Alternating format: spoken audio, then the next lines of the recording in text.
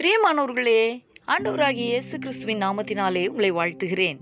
இந்த நாளிலும் நம்முடைய தியானத்திற்காக 2 ராஜாக்களின் புஸ்தகம் 6வது அதிகாரம் 10வது வசனத்தை நான் வாசிக்கிறேன். அப்பொழுது இஸ்ரவேலின் ராஜா, தேவனுடைய மனுஷன் தன்னை எச்சரித்து தனக்கு குறித்து சொன்ன ஸ்தலத்திற்கு மனுஷரை அனுப்பி பார்த்து எச்சரிக்கையாயிருந்து இப்படி அநேகந்தரம் தன்னை காத்து கொண்டான்.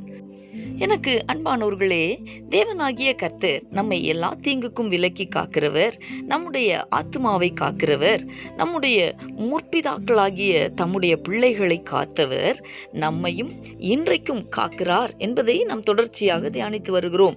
தேவ மனிதனாகிய எலிசா தீர்க்கதரிசியின் நாட்களிலே சீரியாவின் ராஜா இஸ்ரவேலுக்கு விரோதமாய் யுத்தம் பண்ணி சில இடங்களை குறிவைத்து அங்கே தங்கி இஸ்ரவேலின் ராஜாவை தோற்கடிக்கிறதற்கு எண்ணினான்.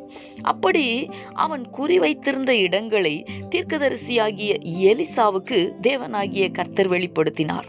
அந்த வார்த்தைகளை தீர்க்கதரிசியாகிய எலிசா இஸ்ரவேலின் ராஜாவுக்கு அறிவித்தான். அந்த இடங்களுக்கு போகாதபடிக்கு எச்சரிக்கையாயிரும் என்று தேவ மனுஷன் சொன்ன அந்த வார்த்தைகளின்படியே இஸ்ரவேலின் ராஜா எச்சரிக்கையாயிருந்து தன்னை காத்து கொண்டான். இந்த காரியத்தின் நிமித்தம் சீரிய ராஜாவின் இருதயம் குழம்பி, நம்முடையவர்களில் இஸ்ரவேலின் ராஜாவுக்கு உளவாளியாய் இருக்கிறவன் யார் என்று கேட்டான். அப்பொழுது சீரிய ராஜாவின் ஊழியக்காரன் ஒருவன், என் ஆண்டவனாகிய ராஜாவே, நீர் உம்முடைய பள்ளி அறையிலே பேசுகிற வார்த்தைகளை கூட இஸ்ரவேலில் இருக்கிற தீர்க்கதரிசியாகிய எலிசா இஸ்ரவேலின் ராஜாவுக்கு அறிவிப்பான் என்றான்.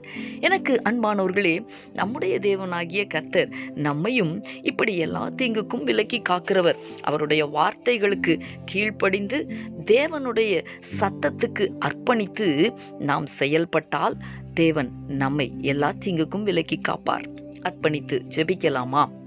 எங்களை நேசிக்கிற எங்கள் அன்பின் பரலோக தகப்பனே, ஆசீர்வாதமான இந்த நாளுக்காக உமக்கு நாங்கள் நன்றி செலுத்துகிறோம். இந்த நாளிலும் இஸ்ரவேலின் ராஜா தீர்க்கதரிசியாகிய எலிசாவின் மூலம் நீர் வெளிப்படுத்தின வார்த்தைகளுக்கு கீழ்ப்படிந்து எச்சரிக்கையாய் இருந்து அநேகந்தரம் தன்னை காத்து கொண்டதை குறித்து நாங்கள் தியானித்தோமே. தகப்பனே, எங்களுடைய வாழ்க்கையிலையும் நீர் எங்களை எல்லா தீங்குக்கும் விலக்கி காக்கிறதற்கு விரும்புகிறீர். அதற்காக உமக்கு நாங்கள் நன்றி செலுத்துகிறோம்.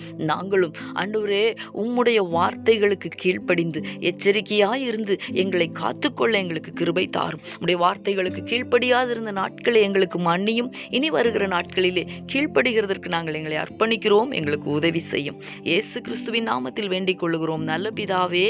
ஆமேன், ஆமேன்.